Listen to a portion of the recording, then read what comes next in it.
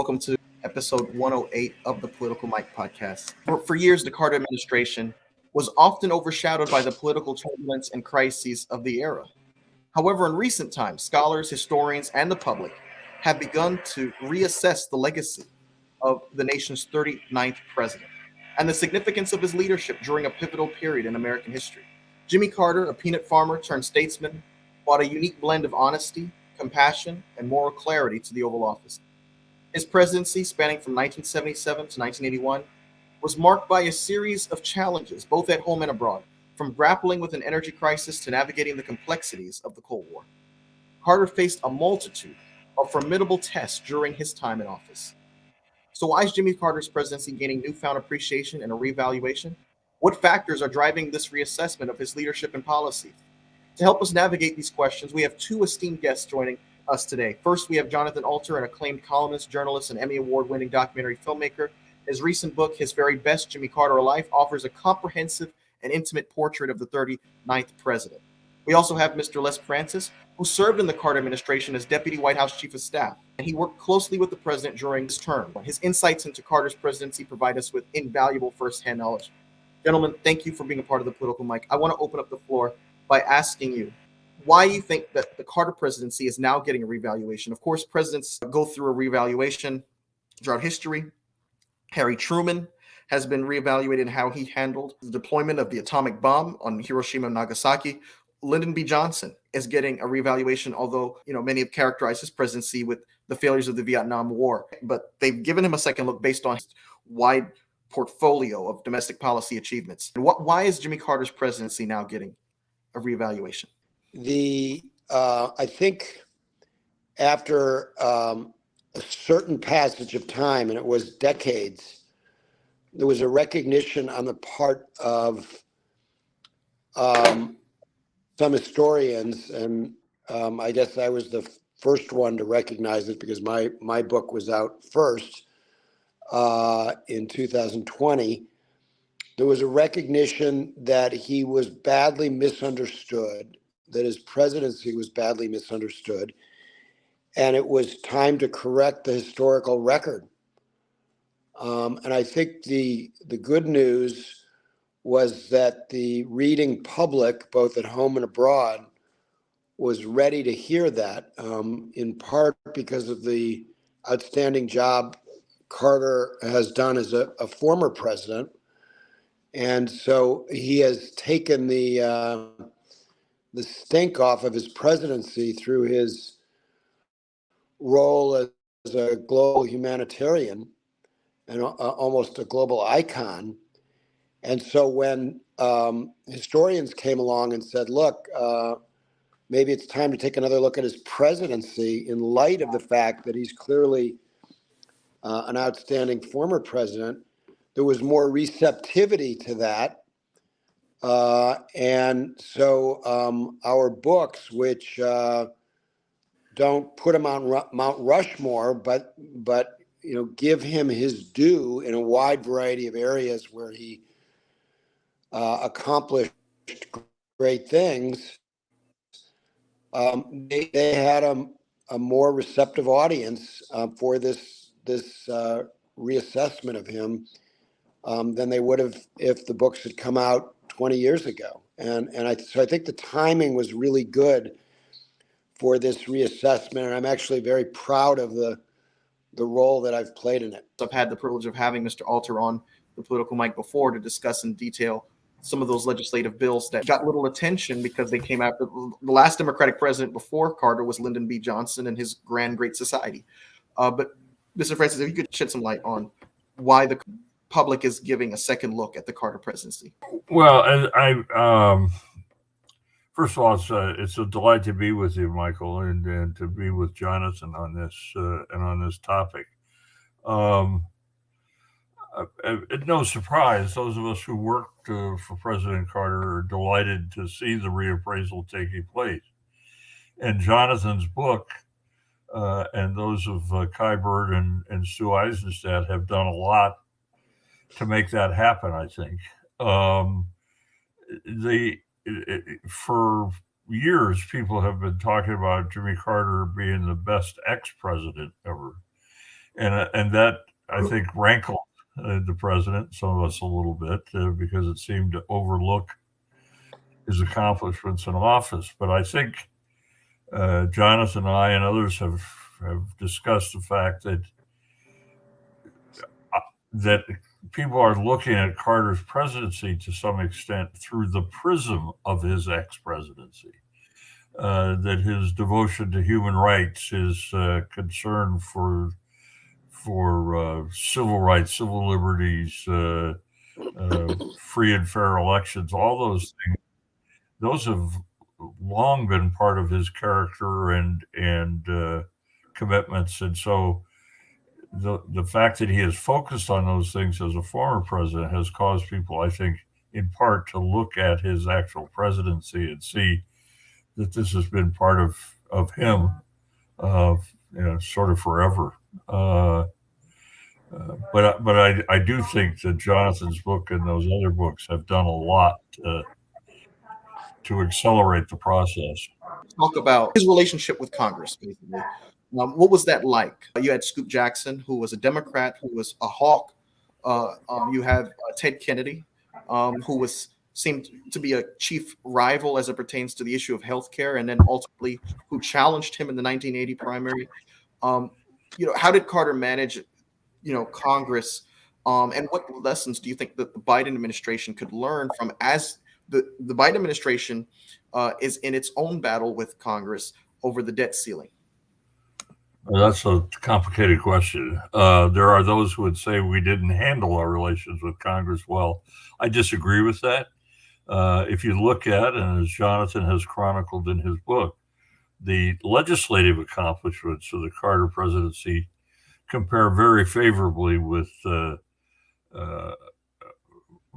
every president. I think we had the best scorecard since Lyndon Johnson in terms of passing presidential initiatives. But you mentioned Scoop Jackson. Remember that Carter and Jackson fought for the nomination in '76, so there was some tension there. Now, on the other hand, Mo Udall also was in that '76 contest, and Mo turned out to be a great friend and ally of the president and the administration. Carter became president at exactly the time when the Democratic Party was going through a transition, the weakening of links, let's say, to the traditional constituencies and New Deal programs and whatnot, and tensions between Congress and the presidency, institutional tensions were increasing because of the Vietnam War, the Nixon transgressions and whatnot, and Congress was reasserting itself as a co-equal branch of government just when we came into office. And then Carter had run against the establishment. He didn't have many friends in Washington generally or in Congress, so there were bound to be problems. We screwed up a couple things in the early going, but if you look over the 4 years, I mean, we had very significant accomplishments. Now, also remember, we had big Democratic majorities in both the House and the Senate, which Joe Biden does not have. Barack Obama did not have. Both of them had divided Congresses, so it's a wholly different dynamic. And Jonathan, you could refresh my memory here and the audience. We had, I think you wrote about a government shutdown for a couple. It was so, I'm going to say insignificant, that's probably the wrong word. I did not recall it until I read your history and the fact that happened. But it wasn't it wasn't over the debt ceiling, as I recall. It was more a budget battle, but maybe I'm misremembering. Yeah, it was a budget battle, and it was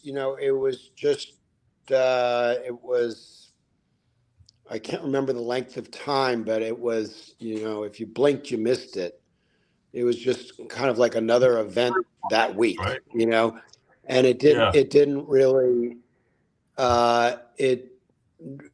was entirely forgotten about within days. It was just like another brief negotiating ploy. So it wasn't anywhere close to what Bill Clinton, for instance, experienced in his second term. You remember the Lewinsky story started during a government shutdown.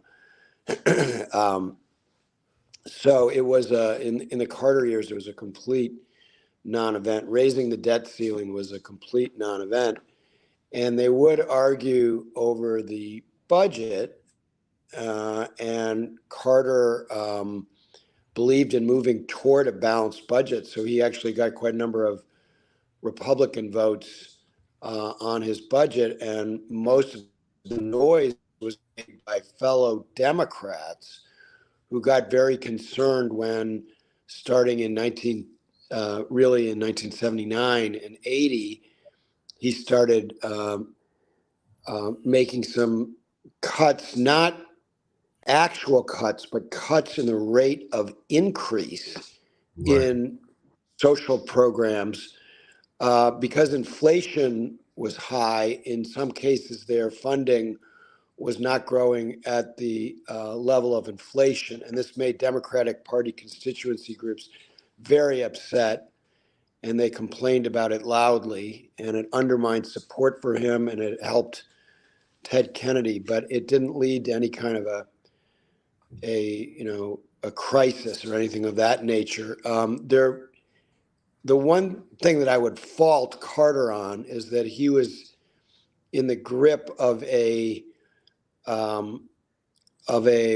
outdated, even then arguably outdated, economic theory that government spending was the cause of inflation, and that if you move toward a balanced budget, you would do something about inflation. And really, inflation, as he, by mid '79, when he appointed Paul Volcker to be chair of the Fed, he should have known by then that it's the Federal Reserve and its policy, in combination with global oil prices, that are really the main drivers of inflation. And whether you spend, more or less on this social program really doesn't have anything to do with it. Yeah. I mean, you could say labor contracts were a cause of inflation. So to the extent that the government employees unions were negotiating for higher wages, you could call that a driver of inflation. But he was really analyzing it, and most of his people were analyzing it as in the aggregate, like, well, if we cut the deficit by this much, we'll dampen inflation. And there's just no economic, truth to that. Yeah, and you recall the $50 tax rebate that Carter would early propose and then pulled back because it was argued that it would fuel inflation. It's hard to imagine that $50 a taxpayer was going to fuel inflation. I mean, well, certainly at a level of $50, it's impossible to imagine. But actually, that kind of thinking you did hear around around COVID, that all of the money from PPP and other income support programs in the COVID relief package, that contributed to inflation, maybe in a significant way. So that would be a little bit comparable. If you're putting more money into people's pockets, then, which can be done through a tax cut, or aid during a pandemic. If you are priming consumer spending, that's going to contribute to inflation. But the problem is they were just experimenting in the late '70s and early '80s. So, basically, this has also been largely forgotten. In the spring of 1980, Carter asked people to, cut up their credit cards, and we had a kind of a short, very steep, very short recession, because everybody patriotically, or not everybody, but large numbers of people did stop spending on their credit cards, and in the patriotic interest of doing something about inflation.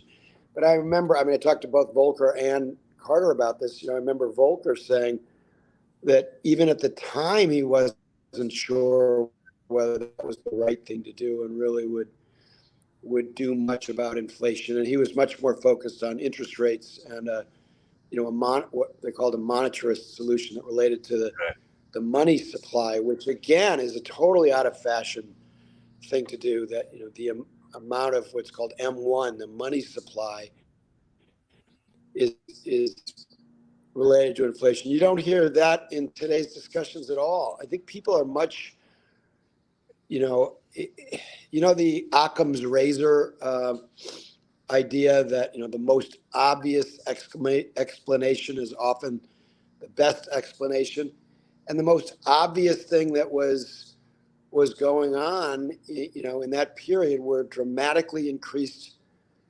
oil and gas prices, Right. and Right. and then the Iranian Revolution worsened that because all these Iranian oil fields came offline. And again, like you can see in the last couple of years, inflation has now been cut in half in this country from what it was 2 years ago, and it tracks pretty closely to the decline in oil prices.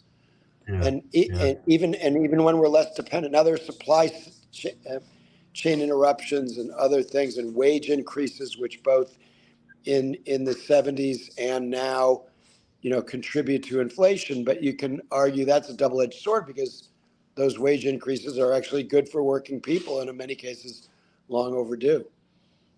But the other point related to that, Jonathan, we'll get on to whatever Mike wants to address, that with the exception of the big oil producing countries, inflation skyrocketed basically around the world in every country. Right. Which American fiscal policy had nothing to do with. Right. And we've The- had inflation in a bunch of other. That was the case both then and now. Same deal. But Americans are so parochial; they never look at it, on a global scale. Also, the other thing people talk about, Reagan, and his landslide. I took a look at the political futures of the at that time, G7 leaders, and Carter, and basically they all got thrown out of office in the years after Carter. Yeah.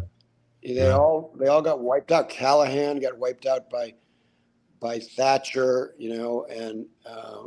and right around the same time. I think that was in 1979, and I think Herman. Thatcher first, right? Thatcher was Thatcher the first. Yeah, Thatcher was before Carter got thrown out. But then, Helmut Schmidt, who didn't get along with Carter, but he was a Social Democratic Party. He got thrown out, by the Christian Democrats, the Conservative Party in West Germany. And you could go right down the line. Initially, Francois Mitterrand lost to another socialist, but it wasn't too long before they had more conservative leadership in France, and the whole world was moving to the right at that time. And there have been almost no efforts that I've seen of Carter being kind of contextualized that way.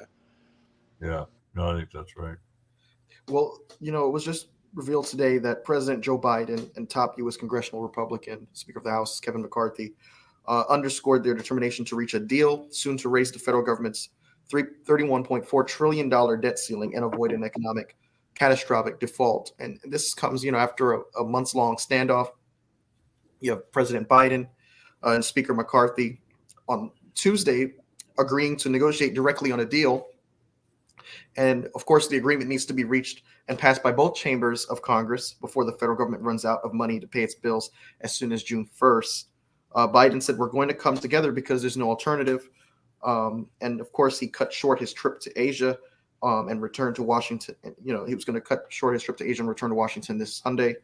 I want to ask you about if Carter was president instead of Biden today, how do you think he would handle Kevin McCarthy?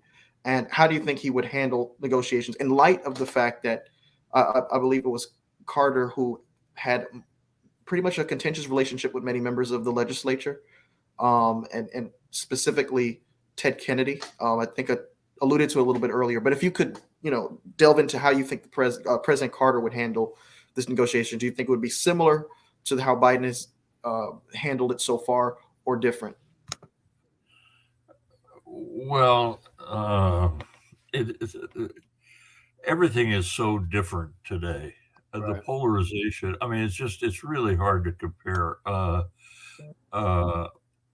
We got on the president, just to put this in context, on the presidential priorities across the board, policy priorities that were considered by Congress, we averaged 40% support from House Republicans. That today would be zero. Just the polarization is so much worse that it's almost it's not apples and oranges, it's apples and aardvarks. I mean, it's just so different. One thing that also is different is the Republican leadership at the time we were in office. Howard Baker in the Senate, John Rhodes, and I guess Bob Michael came in later, but Rhodes was the Republican leader in the House, and they were mainstream, old-fashioned conservatives. They weren't right-wing extremists, and they didn't have Donald Trump looking over their shoulder. They were serious legislators. Nobody will ever make that accusation about Kevin McCarthy. He is not a serious legislator. He's a transactional figure. He always has been. People who knew him in Sacramento had little regard for him. So that's the difference. The other thing is, then and now, and perhaps in between, presidents often don't get involved in the specific negotiations. Jonathan writes the wonderful anecdote of an exception to that when in the lame duck session in 1980, where Carter got down on his hands and knees over a map with Ted Stevens and negotiated the final details of the Alaska land bill. But typically the negotiations take place between staffs before they get to the principals, and then when they're really needed, they get involved. And Carter did on one-on-ones with key chairs of the committees. But for example, in the National Energy Act, there was a super committee that was set up, and the negotiations over the details were done by Jim Schlesinger and Al Alm and other staff people in the White House, and then Carter was kept apprised of it and gave guidance and direction, but and met with some individual members, but I don't think it's accurate to say that in most cases he negotiated the details, and I don't think other presidents have. I don't know, Jonathan, you've studied presidential history more than I have. I don't know. I could be different. Well, what happened was, I mean, first of all, what you said about I love the apples and aardvarks. I mean, that is so right. Just the system is so different. The only thing I would agree with that you said is about Kevin McCarthy. So he is, as you say, he's a transactional politician. Well, most politicians are transactional. The difference is the environment that he's operating in, where, he only became speaker by making promises to people who are, on the clown car. and it's a clown car that just came in from Crazy Town. I mean, these are Yeah. people who are way over on the fringes of American politics. And it's a little bit like some of the power wielded by some of the far right-wing religious parties in Israel right now, where, people who are way out of the mainstream have a lot of power because they are the deciding vote. So they have Kevin McCarthy over a barrel, and he has very, very little room to maneuver. And that's why I'm still very worried about the debt ceiling debate. I think if Kevin McCarthy had been in Congress and had been in the leadership in the 1970s, that he would have been somebody you could have done business with because he was transactional. I mean, I remember, it's funny you remember certain things. The longest conversation I ever had with him was when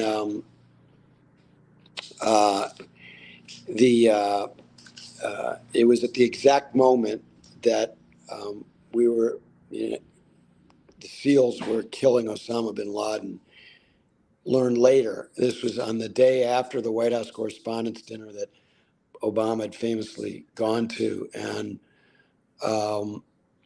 there was a party, a brunch the next morning, and I later saw on the timeline that it was exactly when I was having my 45-minute conversation with McCarthy that they're nailing bin Laden, and he was hugely affable, very in his outlook. I didn't think he was the sharpest knife in the drawer, but he seemed a perfectly reasonable conservative Republican. But he's just been wrenched to this new place, and he flunked, the great character test of his generation, which every Republican who stuck with Trump, flunked. And when he went after the January 6th insurrection and paid him a visit and rescued Trump, that was a despicable, unpatriotic act to rescue a man who had incited an insurrection against the United States, against him. And every Republican made their choice, and they, Liz Cheney made the right choice. There's nothing to do with how conservative they are on other issues. It's just a straight up character test, whether they put their party in front of their country and their constitution. And so, I think that there's a long-winded way of saying that I think that Carter probably would have taken his measure at a certain point and recognized that he wasn't dealing with a person of good character. And character is very, very important to Jimmy Carter. So I think ultimately, Kevin McCarthy is the kind of guy that he might have gotten along with initially, but when he realized what he was really made of, he would have wanted to have little or nothing to do with him. The other thing, just to the more structural argument you were making, is that, we used to, in Washington, have conference committees between the House and the Senate that would work out legislation. They were very powerful, and they, resolved the differences between the House and Senate versions of bills. And we did not have we didn't have, budget committees, and we certainly didn't have the entire federal budget being determined, by just 3 or 4 people in a room. That's just not the way it worked. I mean, you had very powerful committees, and they would determine big chunks of the budget, whether it was armed services or appropriations or whatever, but not just the president and the leadership. So we've slowly but surely developed this very high stakes and arguably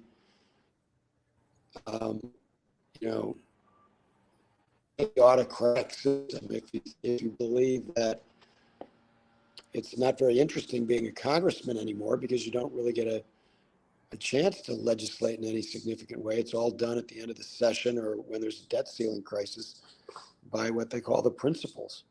Yeah, that's right. That is a new and unfortunate development. because it's all now everything, and this has been true of both sides. Everything is being decided in the offices of the leadership, not the substantive, knowledgeable committee people. You talk about the deals that McCarthy had to cut to get his 218 votes. I refer to him as Kevin McCastrated. He gave up his personhood to get those votes, and the other thing is that the knowledgeable, you mentioned the committees and conference committees, the Congress was populated by members who were respected for what they knew, right? They were substantive people, not all of them. I mean, there are some doofuses. Try to do that with today's Congress. I mean, there are a few, right? But nothing like in those days. So you went to people. The other thing is, if you can see over my shoulder, there's one of the things hanging on the wall is the red line copy of the Civil Service Reform Bill that we got passed 1978, and I was the Scotty Campbell, who was then the head of the Civil Service Commission, and he and I co-chaired the White House task force to get that through. Carter knew everything about that bill was going through because we were briefing him and whatnot. And we were having trouble in the House, not from Republicans, but from Democrats who were close to the federal employee unions. And Mo Udall, the once rival for the nomination, said, let me handle this. Let me be your lead in the House, and let me just do what I need to do. And I promise I won't sell you out. I'll stick with it, but let me just handle it. And we told the president, and the president said, fine. And that's what Mo did. Now, at one point, in order to get it out of the Post Office and Civil Service Committee, we weren't going to get enough Democratic votes. We needed Republican votes. And we invited the Republican members down to the White House to meet with the president, members of the committee. And he made the case for his bill. And one of the members of the committee was John Russolo from Southern California, who was literally a member and staffer for the John Birch Society. I mean, John Russolo was as right-wing as they got in those days. But today he'd be a moderate, but yeah, now he'd be he'd be a member of the. But he helped us get it out of committee. He supported us after that meeting. That would not happen today. It just wouldn't happen. First of all, there'd be no meeting like. They talk about the deep state, and I mean, you have a guy running for president now, Vivek Ramaswamy, who wants to totally politicize the civil service, and I think he speaks for other Republicans, make mandatory retirement from the civil service after 8 years in the government. They're just they don't believe in government. They don't want it to work better. They want to destroy it. Exactly. And so you'd never get that civil service reform. But I think the other thing, when you talked about Jimmy Carter having a session with them, I mean, one of the things that I learned about him was that even though he could have stood for improvement in his relationships, his personal relationships with members of Congress, because like Barack Obama, but even more so, he was missing the schmooze gene. He didn't really like to mix it up, in a friendly way with members of Congress. And I looked at some of the call logs when he'd call them to lobby for legislation. The calls would last like a minute and 30 seconds. There were no pleasantries, and none of what Biden does very well, in trying to deal with them as human beings who you can really respect. And you guys in your office would try to get him to do these things, like get him to. I remember one time you got him to play tennis with some members of Congress, and then he didn't invite them back to the White House from the White House tennis court for a lemonade or any refreshments. And you asked the president why, and he said, "Well, you told me to play tennis with them, so that's all I did." And so he wasn't very good at that. But what he was really good at was he's such a brilliant man that he often knew more about the bills than the legislators themselves did. So when they tried, whether it was Ted Stevens on the Alaska Lands Bill or people on the civil service bill, didn't matter what bill it was, when they would try to say, well, how about if we did this and that, which would in effect gut the bill, and another president might go, oh, okay, Carter knew enough to know to protect the integrity of the legislation. And they would often confess that he knew more about it than they did. That wasn't always a good thing because it sometimes made them feel small, or like the president was making them look bad by showing off how knowledgeable he was about the bill. And so it wasn't always a positive, but I think, and you would know better than I do on this, Les, I think on balance, it was a positive in terms of getting the bills through his level of knowledge. Yeah. Well, let me just tell you one anecdote. I don't think I shared this with you before, but Lionel Van Deerlin was a Democratic member of Congress from San Diego. Good guy, wonderful guy, respected member of Congress. And we had a meeting of the California delegation with Carter, maybe sometime in '78. I don't remember exactly when. And because one of my assignments was to keep track of California politics and the delegation and whatnot. And so I was asked to write the briefing paper for the meeting, which I did, and covered the issues that were going on in California and blah, blah. And there was a Q&A session, and I was sitting next to Van Deerlin, who I knew and who was a friend. And he stands up, he said, Mr. President, I'm paraphrasing now, but he said, an issue of great concern is the regulations being proposed by NOAA, the National Oceanographic and Atmosphere Administration, or whatever it's called, that affects the tuna fishing and the restriction on certain kinds of nets. And I sort of like this and thought, oh man, I didn't even cover that in the briefing memo. It wasn't in there. Right? Carter proceeds to answer the question about the different kinds of tuna and the different kinds of nets and all this stuff. And Van sits down next to me and leans over and says, I'll be damned. He knows more about the issue than I do, and it's in my district. And now, how he knew about that, maybe somebody domestic, I don't know. But it's an example of, and Van wasn't embarrassed by it. He just was really impressed. Carter's like that on so many issues. The breadth of his knowledge is extraordinary. It's one of the things that makes him into a Renaissance man. And there's a word that was used a lot in the 20th century, especially the earlier part of the 20th century. A very simple 4-letter word that you don't hear very much anymore, and the word is able.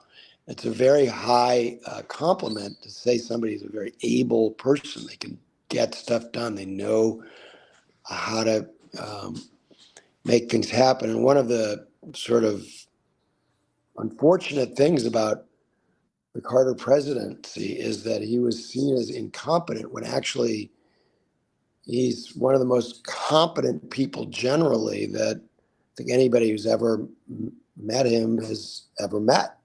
It's like you get to know this guy. This guy is an immensely competent person in many, many different ways. Yeah. We're having some renovations done on our house by some really able carpenters. And as a gift, my wife and I are going to give them the coffee table book of Jimmy Carter's woodworking, because he built Yeah. every piece of furniture in his house and in the cabin he has in the woods. And these are beautiful pieces of furniture. The carpentry is not, okay. It's really good. He's really good at it. And, anyway, we're going to give our workman this book. That's a great. But it's just an example of many things. Now, not everything, when he tried his hand at it as a novelist, that didn't work so well. It's not a page turner, but an awful lot of what he attempts to do, he succeeds. And I think in the case of the fishing nets, he probably read an article about tuna fishing like 25 years earlier and remembered it. Yeah. And when I was looking at his files, I saw from the time he's governor in 1971, he's reading the journal Nature. So other politicians are out playing golf, and he quit golf because he thought it was too time consuming, even though he wasn't bad at it. And he's reading the journal Nature, and he's underlining this article, and it's about what was then called carbon pollution or global warming. And, it was just something that was being discussed in the scientific community, and Jimmy Carter was learning about it. And then at the end of his presidency, this Council on Environmental Quality issued a report recommending carbon emission standards that were identical to what were adopted in 2015, 35 years later at the Paris Climate Accords. Imagine how things might be today, climate-wise, if Carter had been elected to a second term, because that would have been definitely an agenda item, right? I mean, almost certainly. So he wanted electric cars. He wanted electric cars by the end of his second term. I don't think the technology would have allowed it, but what it would have begun was the process of moving toward, the public conversation that is necessary to do this. And if you had leadership from the top that said that electric cars were important and put pressure on the industry to move toward them in the same way that, the pressure moved toward fuel economy standards, which were adopted in the Carter administration, which we now just take for granted, one of many unheralded Carter accomplishments. The industry was very resistant to that early on too, and now we just take it for granted that they have fuel economy standards. And so I think that he would have made a lot of progress on that. We know that he put solar panels on the roof of the White House and did the first direct funding for clean energy. There would have been more of that in his second term budgets. There would have also, in fairness, been a lot more money for coal, which is not good for the climate, but because his first priority was energy independence, and we were so dependent on Arab oil.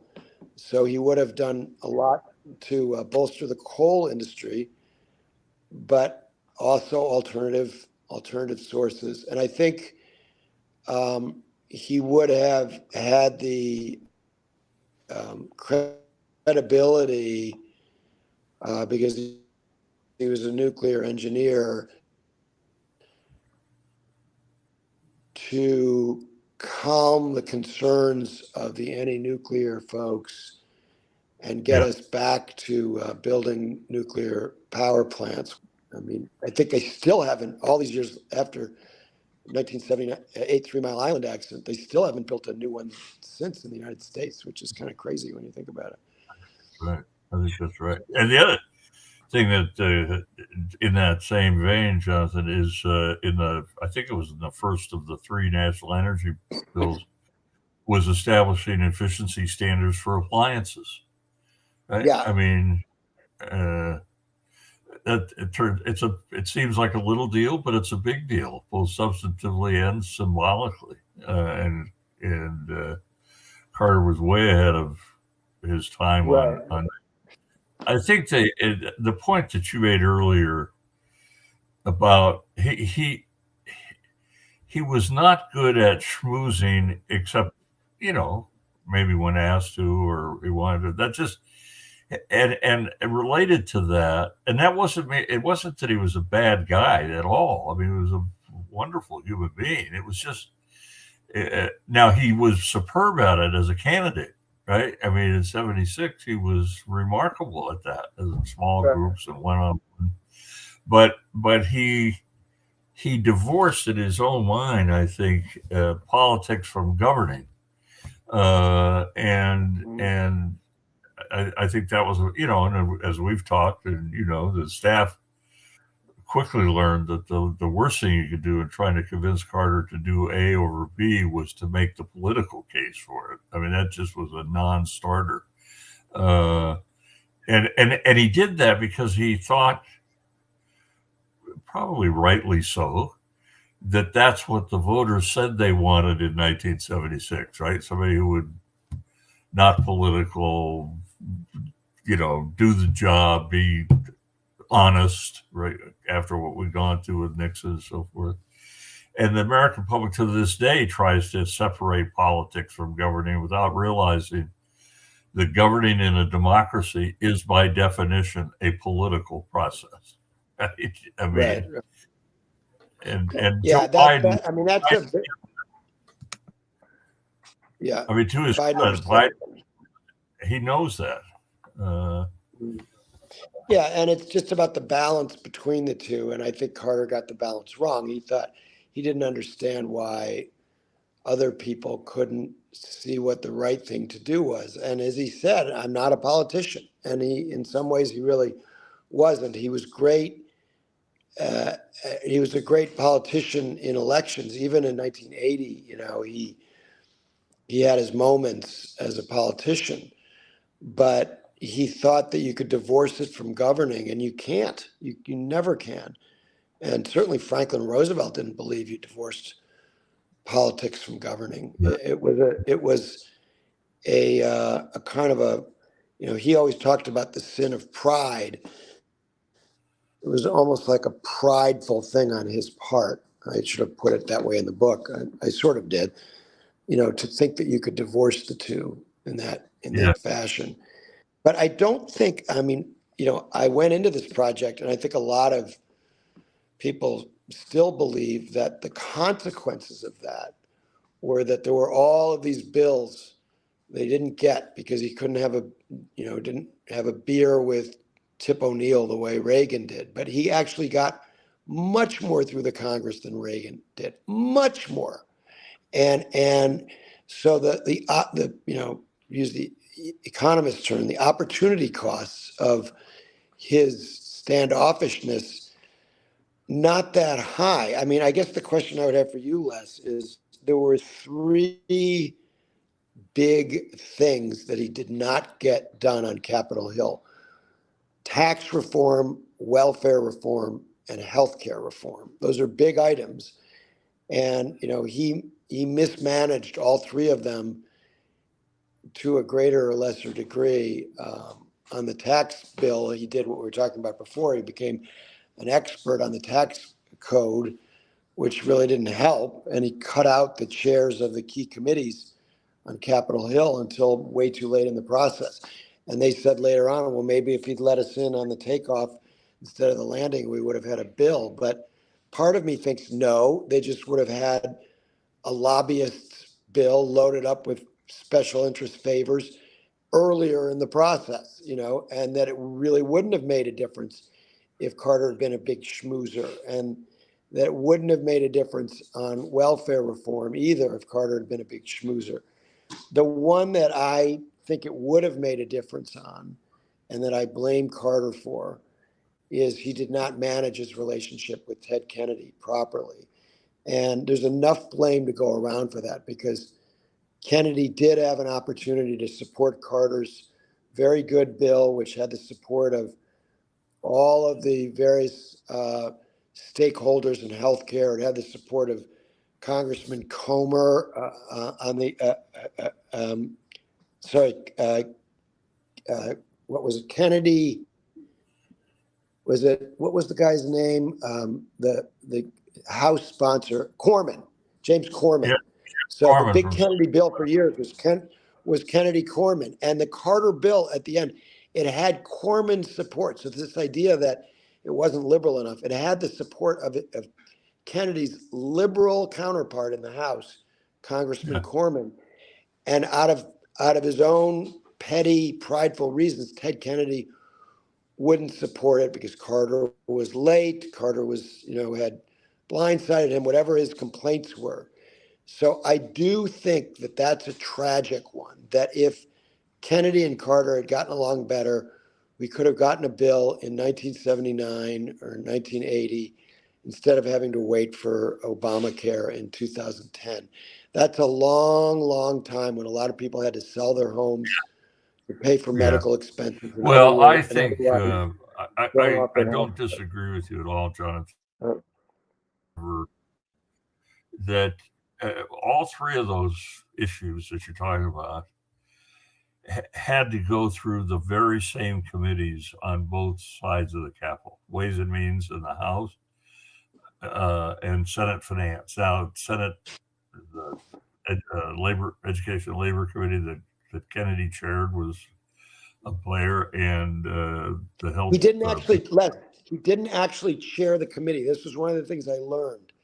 He wasn't even chair of the committee yet.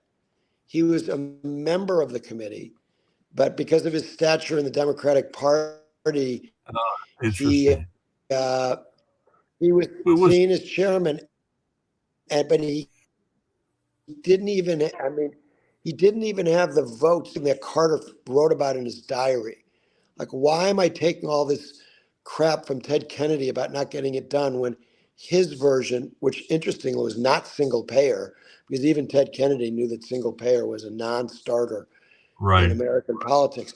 But his more liberal bill, Carter wrote in his diary, like, why am I taking all this crap? He can't even get it through his own committee, which he wasn't even the chair of at the time. Well, the other thing is Russell Long made it clear that it wasn't going to come out of the Finance Committee either, no matter what Kennedy said. It was, so you had Russell Long on Senate Finance, and you had Al Ullman, who was the chair of Ways and Means, who was nothing like Wilbur Mills before him in terms of being a legislative powerhouse. Then with tax reform, the lead on that for the administration was Mike Blumenthal, the Secretary of the Treasury, who was, if Carter was bad at schmoozing, Mike Blumenthal didn't even know what the term meant, right?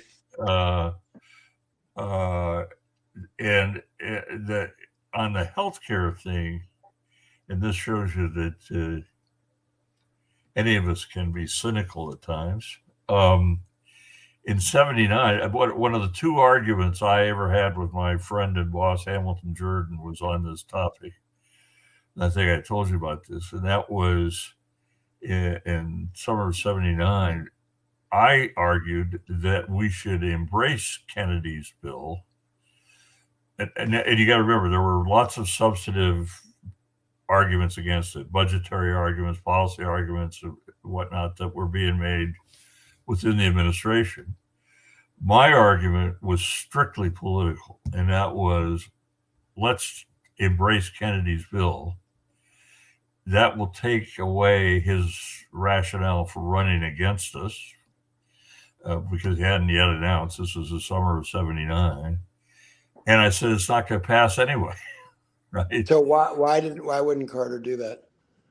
Well, I think, my argument was with Hamilton, and this was a pre-campaign meeting. It was out on the Eastern Shore at Nate Landau's house, right? And it was the senior campaign people and White House people. And at that time, I had moved over to Hamilton's shop from congressional liaison, and my primary assignment from Hamilton was to be the sort of the White House link to the campaign, right? To get things moving and getting the administration ready for a tough re-election fight, which we assumed at that time would include a primary fight from Kennedy.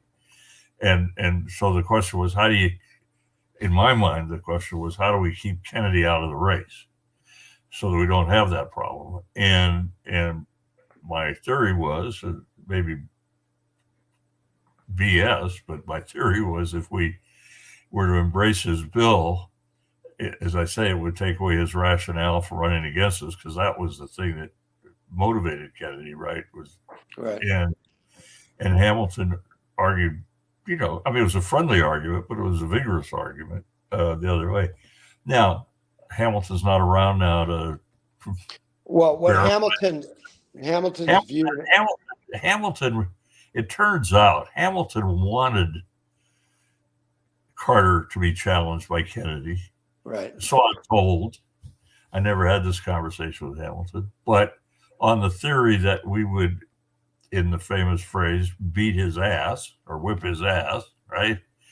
And therefore Carter would be seen as a strong leader, right? If you could knock off the lion of the Democratic liberal left, it would enhance Carter's reputation, right? Being tough and so forth. He felt the same way in 1976 too. He wanted Kennedy to run then when Kennedy didn't. He believed in that giant killer theory, but he later admitted that he was wrong and that Kennedy had really weakened Carter instead of strengthened him. Let me ask a question about 1976. That was a year where Jimmy Carter ended up securing the endorsement of Martin Luther King's father.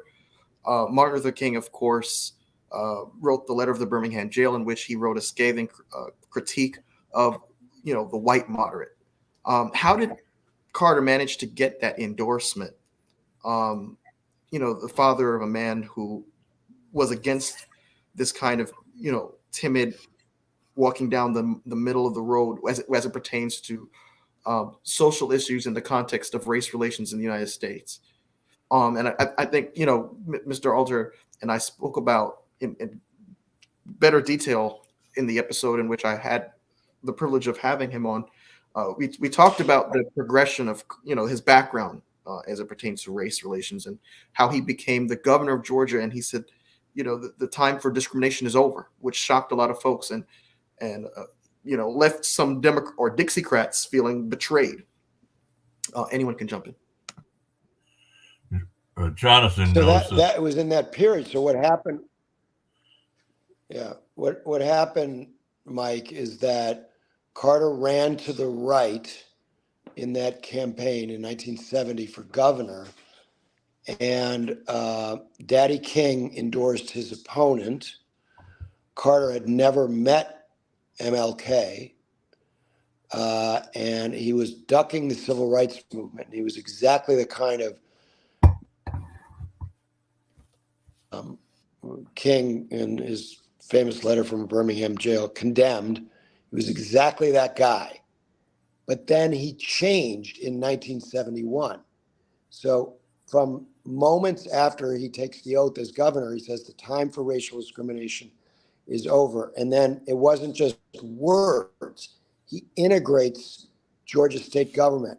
He invites Daddy King and Coretta Scott King to the unveiling of MLK's portrait in the state capitol. And when he was advised, well, why don't you just put his portrait in your office? He goes, no, it's going in the capitol, and the KKK is protesting outside. And Daddy King is weeping because, he's lived in Atlanta for his whole life. He's been a prominent member of the community there, and he'd never been to the governor's office until then.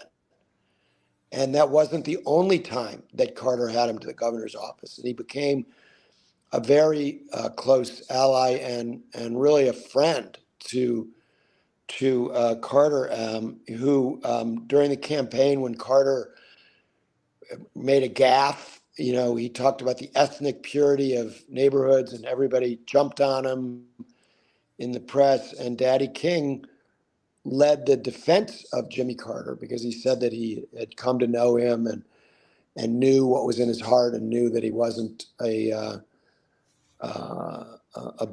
bigot or and had done great things in appointing African Americans to the bench in Georgia and would do the same thing as president. And then at the convention that year in New York, he delivered the benediction as the convention ended. And I remember I was on the floor of the convention as a college student and saw that, and it was a really emotional moment as Daddy King basically brought the whole Democratic Party and much of the country together in an extremely moving moment where he essentially connected his son to Jimmy Carter. And so it was very sincere on Daddy King's part, and the relationship with the King family continued. And so as recently as 2018 or 19, when Dr. King's children were squabbling over what would happen all these years after the assassination to some of his prized possessions, whether they should go to museum or stay in the personal part of the estate, they all decided to bring in Jimmy Carter to mediate among the siblings, and he did. He worked out a deal, and we haven't heard anything about the squabbling since. And in that same vein, can I just add a point, Mike? Can I just add a point? I mean, Jonathan's entirely correct. I would add two things. One is the role of Andy Young. Yeah, in important. Very key ally of Dr. King's in the movement, but who knew Carter and trusted Carter, and really went to bat for us in '76. The other thing is, in politics, you're sometimes blessed by the quality and character of your opponents.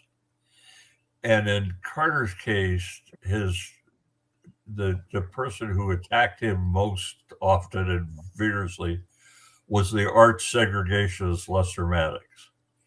So if Maddox was attacking Carter, it was bound to generate some sympathy in the African American community and the leadership, because there was nobody worse than Lester Maddox on these issues. I think, Maddox attacked a lot of people. I think it was more that he appointed African Americans to significant positions in state government that they had never been close to before. There were, he had senior staff who were Black just a few years after there were, whites only water fountains in the state capitol, and many Black judges. And just one minor example, they used to hold a lot of events at country clubs in Georgia, and it sounds strange, but a lot of events were held there. I think to this day there are more than one might imagine. In alignment with when the governor was, I was just going to finish the story quickly. When Governor Carter was invited to one of these, and they said, there were no Black people allowed into these clubs, and his driver and the state trooper who drove him around was Black by his, at his insistence, because he integrated the state troopers. And he sent word once, if this gentleman doesn't come in with me and have lunch, at this luncheon with me inside the club, I'm not coming. The governor's not coming. And he did that on several occasions, and he basically integrated, not in terms of membership, but in terms of being allowed to cross the threshold, a number of institutions in Georgia. In alignment with the question pertaining to the intolerance for quote unquote the white moderate, as was illustrated in Martin Luther King's letter from the Birmingham jail, there seems to be a disconnect between younger generations, Gen Z, millennials, and those in an older generation, those in the generation of Congressman Jim Clyburn, Nancy Pelosi, Steny Hoyer, as it pertains to approaches to get items on the legislative agenda accomplished. Who do you think is more correct or more in tone with how things should work on Washington? Should we take an all or nothing approach, or a more of an ideological purist approach to accomplishing some of the uh, agendas of the party, or should there be more of a compromise? Even though Biden has had a very stellar legislative record, there are those who argue that that's still a small percentage of his agenda when you look at his 2020 platform. Um, who is close? Who is more in tune with the way things should work in Washington, in your view? You want to take that, John? Or you want me Yeah, to? I mean, I just say, I think Clyburn, look, I mean, you want people to initially stand up for the platform, or for a very, if they're progressives, they should stand up for their ideas.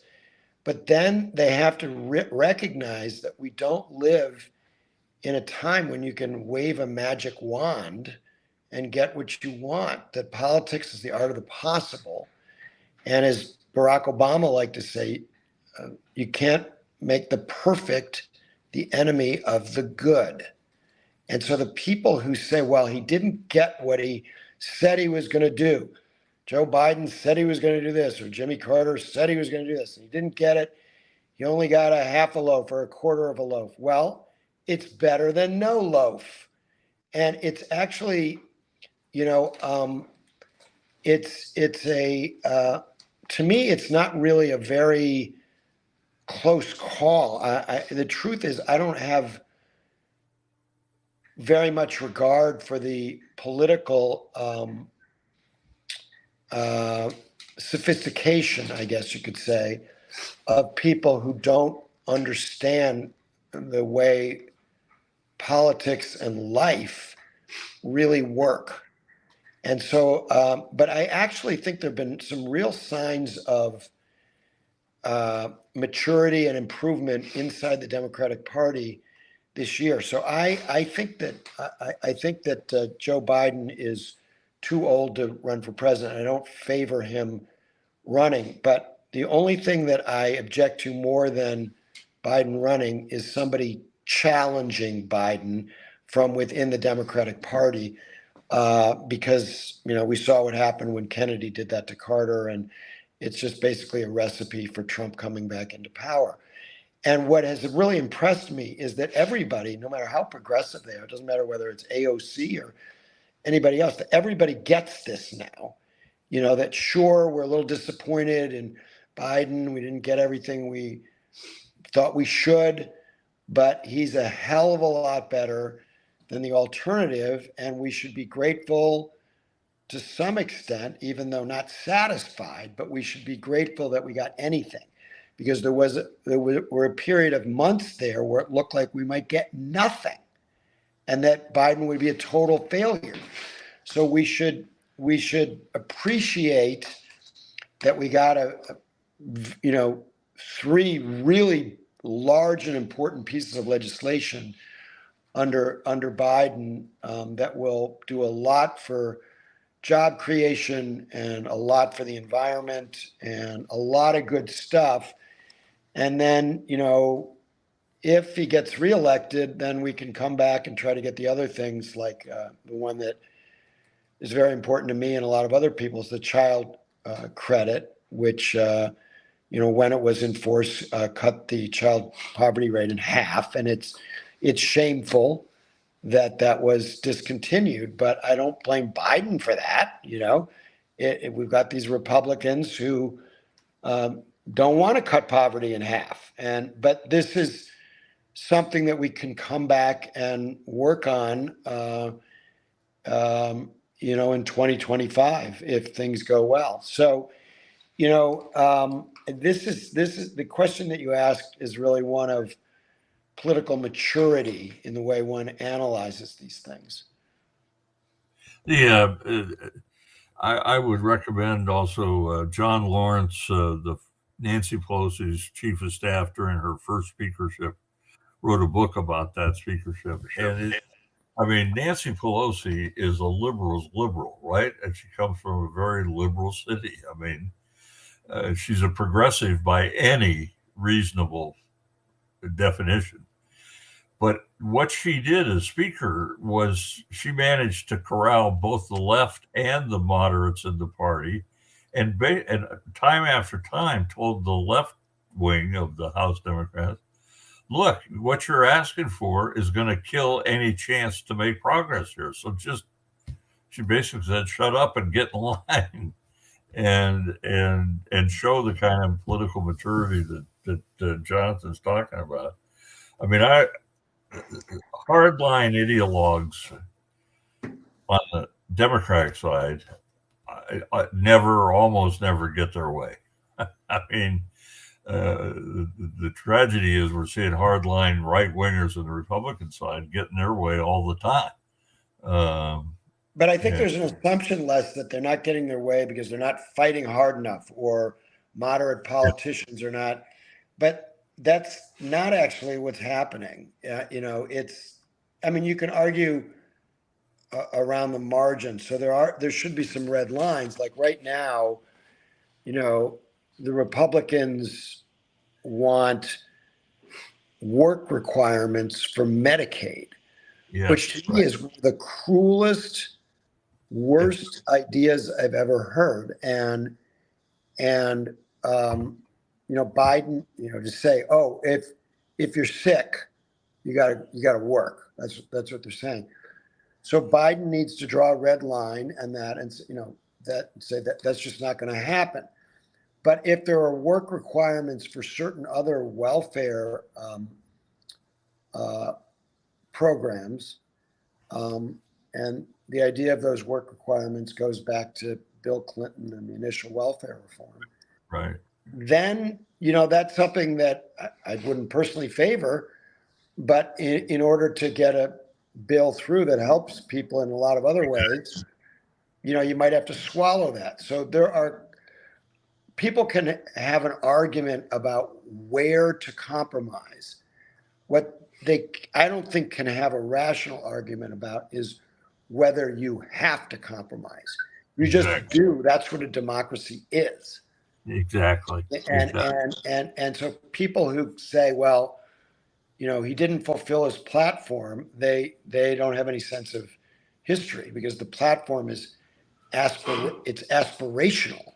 Yeah. It's a campaign promise, yes, because it's a promise of what you're going to try to do, but it's not a promise of what you will actually get done, because that needs the approval of Congress, which is divided 50-50 now, basically. So, and I mean, you can argue whether about the filibuster. I happen to be for getting rid of it. There's a lot of things you can argue about, but the idea that somebody is a sellout if they haven't gotten everything they promised is, to me, a very it's just an unsophisticated way of looking at not just politics, but human relations. I mean, a husband and a wife, neither one of them gets everything they want either. It's in the nature of things.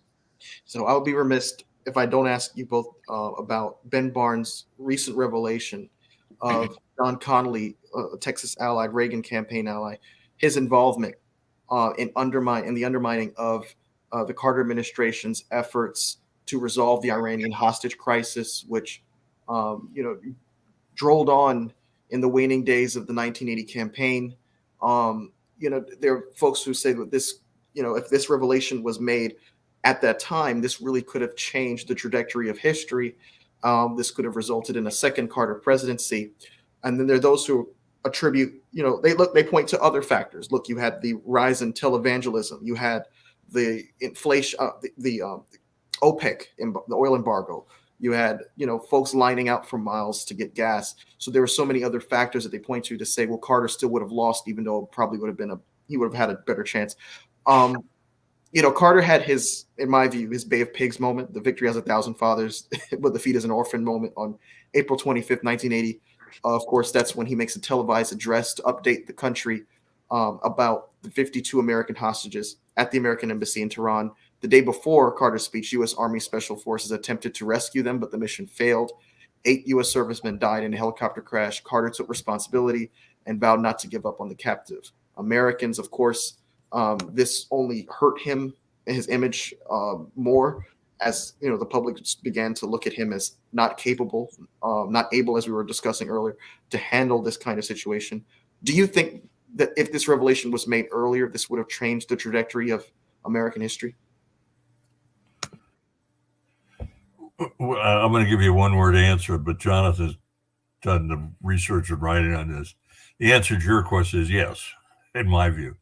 I think if the hostages had been released before the election, I think we would have won, and because even with everything you said, all the baggage that we had, we were running neck and neck basically up until the last weekend of the campaign. But Jonathan, you've done the research and writing. Mine's just the view of a partisan hack who was involved with the campaign. So I think my answer is maybe. I know that sounds mealy-mouthed. First, the Ben Barnes story, which was that William Casey, who was Ronald Reagan's campaign manager, asked former Governor John Connally and his Lieutenant Governor Ben Barnes to go to the Middle East and to urge Middle Eastern leaders to contact Tehran and tell them to not release the hostages until after the election, thereby helping Reagan. That was a confirmation of a multi-pronged plot by Casey. I don't think that part of the plot actually had any impact on anything, because certainly Anwar Sadat the president of Egypt, did not contact the Ayatollah on behalf of Reagan, and I don't believe anybody else did either. But what it was more evidence of is that there was a plot by the Reaganites to convince the Iranians to delay the release of the hostages.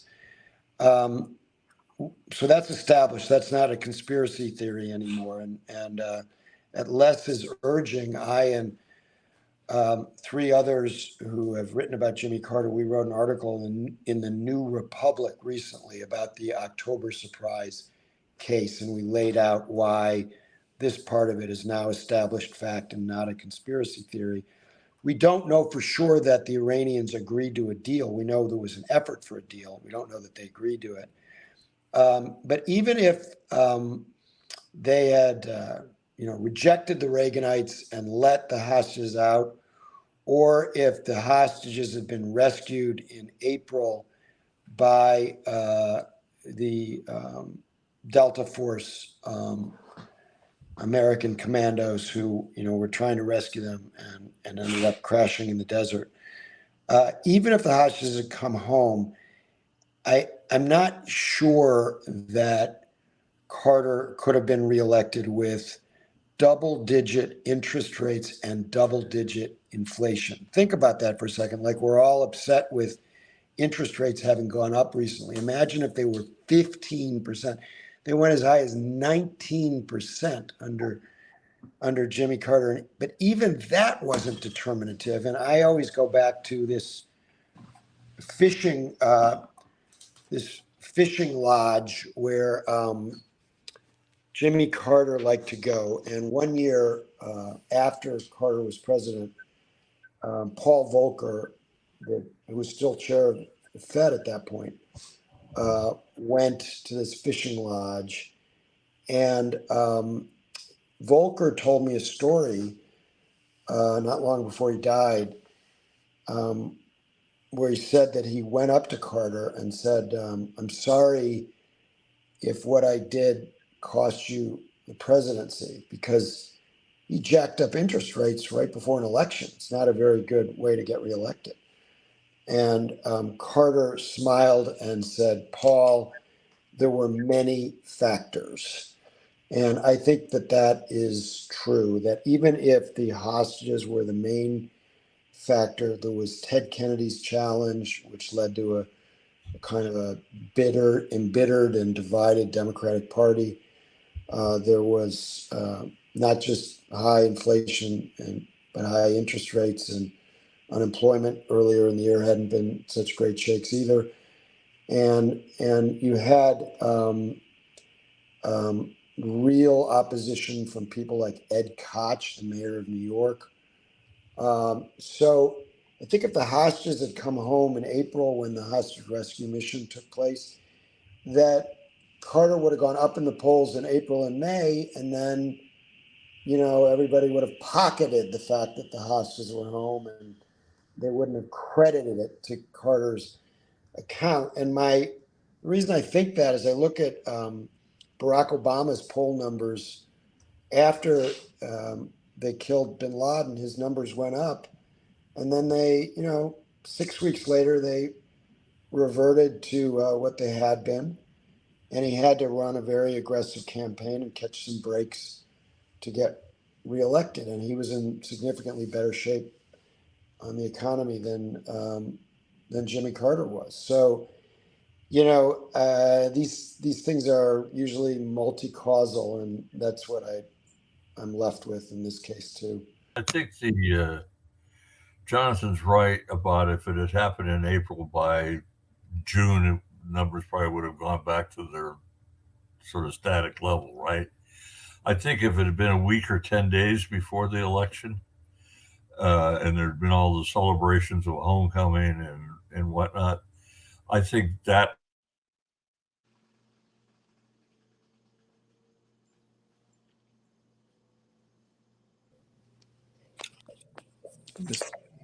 key in the Reagan campaign. But when I asked Stu if he agreed with my assessment that a week or 10 days out, Carter would have won, and Stu said, "I agree with you. He thinks Carter would have won." Now, who knows, right? I mean, there's no way of knowing for sure. Yeah, I think you make a good point. I think the timing is important, and that if they'd had that victory parade, people remember the last thing that happens just before an election, and maybe they would have forgotten about the economy, and they would have, Carter would have won narrowly. But it's hard when there's a landslide. It's hard, and I think it may be that the polls showing it close were not really very accurate if you look at the final result. But also remember, and this is pertinent to today. First of all, I want to go back to let's hope that Biden doesn't. I'm with Jonathan. I think Biden's age is a factor, and I wish there was somebody else to be the standard bearer, but there isn't. And so the challenge that he faces is from Robert Kennedy Jr., who is not coming at him from the left. I don't know exactly what his ideology is, but he's got a record now of having flirted with right-wing conspiracies and whatnot. I don't, it's not helpful. There's the risk of a third party. And in 1980, we had John Anderson. Now, Anderson ended up probably not costing us any one state, but his presence in the race was a factor we had to weigh throughout, because for a long time, the polls showed that his support was coming at our expense, and some of it was because of disaffected Kennedy people and so forth. So there was a lot going on. If the hostages had been released, let's say a week or 10 days before, I believe we would have won, but it would have been a squeaker. It would have been close. But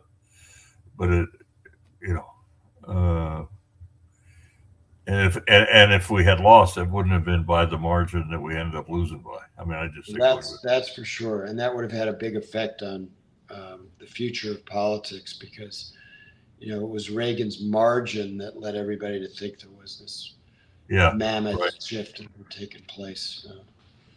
So the last question I want to ask before I let you both go is, do you see any parallels in the current political landscape of the upcoming 2024 Republican primary process and that of the crowded Democratic primary of 1976, or maybe even the general election season, the general election season of of 2024, which is going to be in which Biden is seeking re-election, just like Carter was seeking re-election, and that of the 1980 election.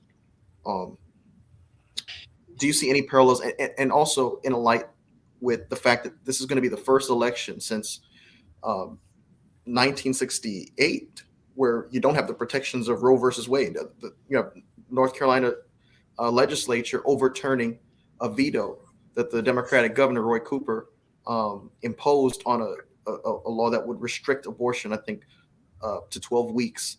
So there are folks like Pence who are going to be announcing soon, or Tim Scott, folks who are already in the race like Nikki Haley, who have embraced a kind of conservative populist message as it pertains to issues like abortion.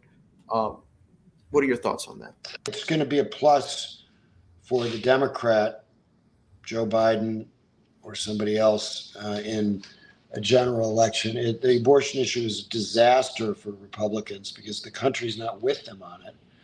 The country is strongly opposed to a 6-week ban, and that's why Trump is running away from a 6-week ban as fast as he can and bobbing and weaving on abortion because he knows in a general election it's a disaster. And I think DeSantis, if he were to win the nomination, he's cooked his own goose by letting his legislature pass a 6-week ban and then signing it. Pence and the others are irrelevant because they're not going to get the Republican nomination, so they're not even worth talking about, really. And there's like no support for him in the Republican Party. Tim Scott could conceivably surprise people. I look at him as somebody to keep my eye on because he could emerge and he could be a very formidable candidate in a general election. But the odds are with the front runner, Trump. And I think what's most comparable to these other elections is the idea of somebody like Bobby Kennedy just weakening Biden, not beating him, but weakening him by doing better than expected in some Democratic primaries, and then acting a little bit like Kennedy did in 1980, where he technically endorses Biden after he wins the nomination, but doesn't really do so in a convincing way, and basically signals to his people. And remember, even if it's just 5% who voted for Bobby Kennedy in the primaries, if he signals to his people, stay home, Biden's not really any better than Trump, stay home, that could give the election to Trump in the same way that I think Reagan's rather tepid endorsement of President Ford in 1976, a certain number of Republicans went, I'm a conservative Republican. I don't really like President Ford. I think I'll stay home. And Carter won a very close election. So these seemingly marginal candidates can have an outsized impact in a campaign where they can be decided by less than 1 percentage point. And that happened in 80 with Ted Kennedy's not only tepid endorsement, but John Anderson picks Pat Lucey to be his vice president. Lucey had campaigned for Kennedy. I think a lot of disaffected Ted Kennedy people went to John Anderson. I will tell you, but I'm going to go back. I think it's really risky trying to draw too many parallels between any campaign and past campaigns. I mean, there's so many differences, personalities, dynamics, issues, and so forth. There are specific examples, like Jonathan just said, of individual candidates whose supporters then may stay home or drift away. But in terms of the overall I just don't see too many general parallels. In 1980, when Ted Kennedy, you remember, he conceded at the New York Convention, but his concession speech was not a concession speech. It was a rallying cry for his cause and so forth. Now, after that convention, and I had moved from the DNC over back to the campaign to become a acting campaign manager, which really was being the field director. But I got a call from Carl Wagner, who was an old friend and was a Kennedy guy, worked for Ted Kennedy, and one of his key people in charge of his field operation, political operation. And Carl called me and said, "Hey, Les, your guy won, our guy lost. Paul Tully and I want to come over, another Kennedy guy, want to come over and talk to you and find out what we can do to help in the general election." Now, what's notable about that is that was more the exception than the rule, but they did help. Kennedy sort of campaigned for us in the waning days of the campaign down the Rio Grande Valley and a couple other places, but his heart wasn't in it, and that was clear. So I wanted to throw in one thing from what we were talking about a while back, because I looked it up while we were talking in my book. To make the Kennedy-Carter feud on healthcare even more poignant, in June of 1979, when Carter finally came forward in a belated way with his proposal, it was supported by both Russell Long and Al Ullman, the chairs of the relevant committees in the House and Senate, and by Congressman James Corman, who was Kennedy's House counterpart on his very liberal bill and a real liberal on health care, and by the labor unions, and all of the relevant players supported Carter's bill. And if Kennedy had just responded with, sullen silence because, he didn't like it, it would have been okay. The bill would have passed. But instead, he denounced Carter's bill, and that killed it. So as much blame as Carter bears for not managing his relationship with Kennedy properly, I think Kennedy bears more blame for blowing up what would have been a bill that was in many ways very similar to Obamacare, except we would have had it 30 plus years earlier. And sometimes, you see the news from Washington, a bill doesn't go through, and you go, okay, well, what else is new? How did the Knicks do last night? And you don't realize that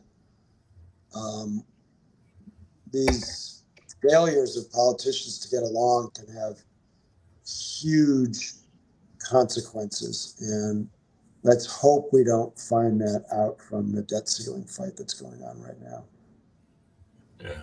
Well, Mr. Alter, Mr. Francis, thank you so much for what you brought to the table. I thoroughly enjoyed this in-depth discussion about the Carter presidency and also through the lens of, current political events in 2023.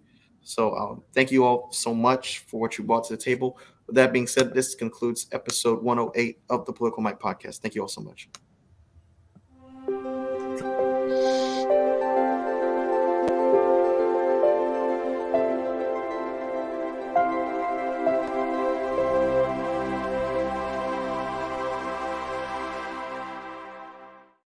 Hi, it's Mike Taylor, the host of the Political Mike podcast. If you like what you heard tonight, I want to invite you to subscribe to our YouTube channel. I also want to ask you to please follow along on Spotify, Apple Podcasts, Google Podcasts, iHeartRadio, TuneIn, and Amazon Music. You can also follow along and keep up with the conversation through our Telegram channel. Follow us on Twitter at @ThePolyMike, and follow us on Instagram.